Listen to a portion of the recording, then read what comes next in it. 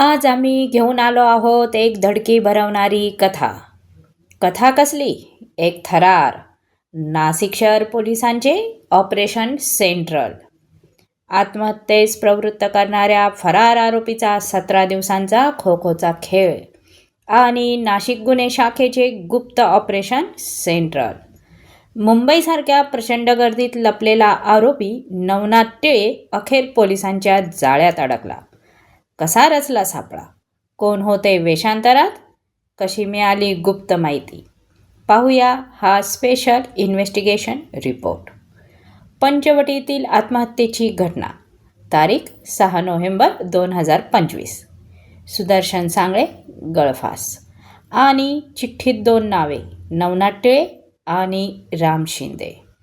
आरोप: मोठ्या आर्थिक फसवणुकीचा दबाव आणि आत्महत्येस प्रवृत्त. गुन्हा नोंदला गेला. एक आरोपी गायब.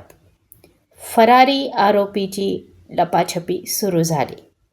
गुन्हा संवेदनशील असल्याने पोलीस आयुक्त संदीप कर्णिक यांनी तातडीचे आदेश जारी केले. युनिट नंबर 1चे वरिष्ठ पोलीस निरीक्षक डॉक्टर अंचल मुदगल यांच्या नेतृत्वाखाली विशेष पथक तयार केले. तांत्रिक विश्लेषण, मोबाईल लोकेशन, कॉल ट्रेसिंग आणि गुप्त बातमीदारी.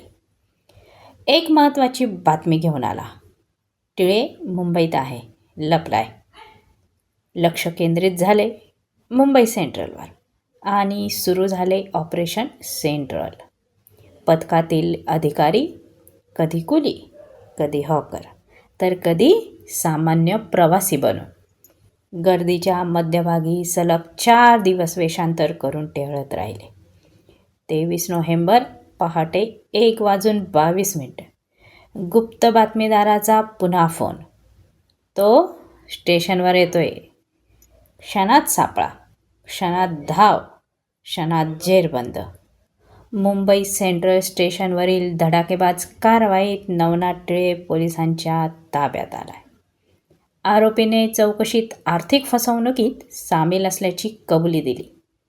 ही धडाकेबाज कामगिरी पोलीस आयुक्त संदीप कर्णिक, उपआयुक्त गुन्हे किरणकुमार चव्हाण, सहाय्यक आयुक्त संदीप मिटके यांच्या मार्गदर्शनाखाली पूर्ण झाली. युनिट नंबर 1च्या पथकात डॉक्टर अंचल मुदगल, चेतन श्रीवंत, सुदाम सांगळे, प्रवीण वाघमारे, विशाल देवरे, संदीप भांड, मिलिंद सिंग परदेसी, नाझिम खान पठाण आणि तांत्रिक विश्लेषणातील सहाय्यक पोलीस निरीक्षक जया तारडे यांचा मोलाचा सहभाग राहिला. 17 दिवस फरार झालेला गुन्हेगार आणि 4 दिवसांचे वेषांतर करणारे पोलीस. मुंबई सेंट्रलच्या लाखोच्या गर्दीतही तो स्वतःला लपू शकला नाही, कारण नाशिक शहर गुन्हे शाखेचा तो सेंट्रल सापळा त्याच्यासाठी शेवटचे स्टेशन ठरला. अशा तपास कामामुळे नाशिक गुन्हे शाखेचे कौतुक सर्वत्र होत आहे. ब्युरो रिपोर्ट, आपली दुनियादारी, नाशिक.